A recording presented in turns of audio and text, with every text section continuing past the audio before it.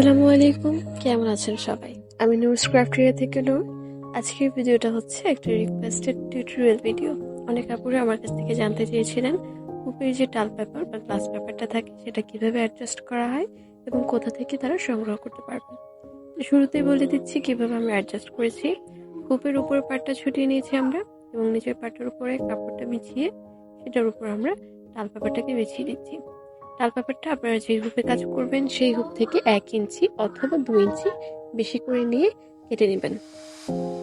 এবার আমরা হুপের যে উপরের পার্টটা আছে সেটাকে অ্যাডজাস্ট করে স্ক্রুটাকে একটু টাইট করে নেব।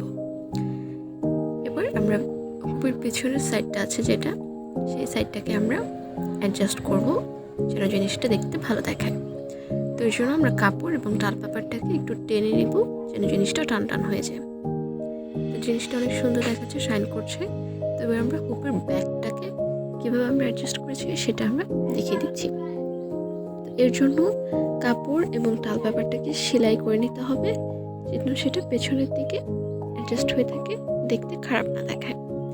তো শুরুতেই হচ্ছে আপনারা চাইলে কাপড়টাকে আলাদাভাবে সেলাই করে নিতে পারেন অথবা টাল পেপার এবং কাপড়টাকে একসাথেও সেলাই করতে পারেন।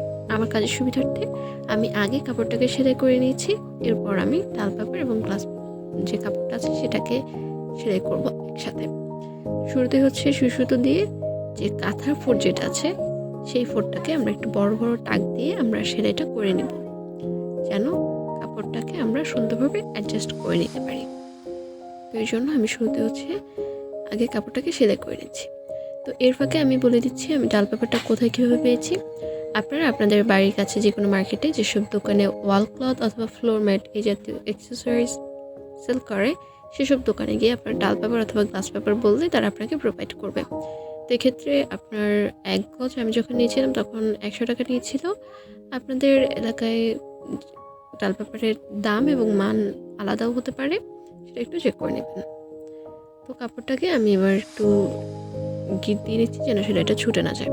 তো এই পর্যায়ে আমি আবার কাপড় এবং টাল পেপারটাকে একসাথে করে আবারও সেলাই করে দিচ্ছি।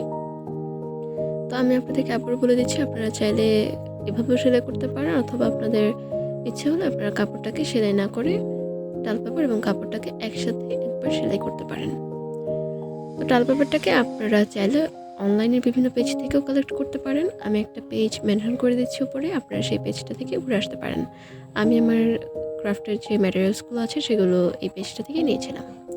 সেলাইটা কমপ্লিট হয়ে গিয়েছে, দেখুন জিনিসটা এখন কত সুন্দর দেখাচ্ছে।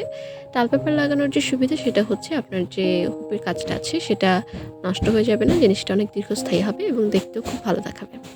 তো এই ছিল আজকের ভিডিওতে। বিগিনার আপুরা চাইলে এই প্রসেসে হুপের ব্যাগটা অ্যাডজাস্ট করতে পারেন। তো সবাই ভালো থাকবেন, সুস্থ থাকবেন। আসসালামু আলাইকুম।